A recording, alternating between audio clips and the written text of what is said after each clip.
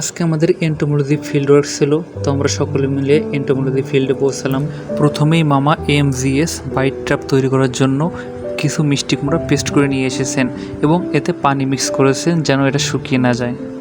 এছাড়াও মিপসিন স্যাবিন দেওয়া হয় নির্দিষ্ট পরিমাণ মতো বিষাক্ত টোপ তৈরি করার জন্য। তৈরিকৃত বিষাক্ত টোপটি একটি ছোট মাটির পাত্রে রাখতে হবে এবং একটি বাঁশকে মাটিতে গেড়ে বাঁশের মাথার উপর ওই ছোট পাত্রটি রাখতে হবে এবং সুন্দর করে ঢেকে দিতে হবে।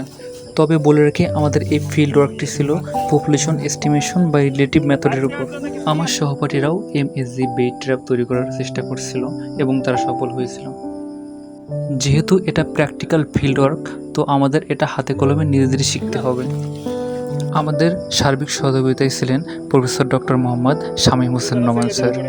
এবার আমরা পিটফল ট্র্যাপ তৈরি করছি, যার মাধ্যমে আমরা সয়েল ইনসেক্টগুলো এস্টিমেট করতে পারবো। গর্তকৃত মাটিতে একটি প্লাস্টিকের পাত্র বসিয়ে সেখানে সাবান পানি দিয়ে দিলে আমাদের পিটফল ট্র্যাপ তৈরি হয়ে যাবে।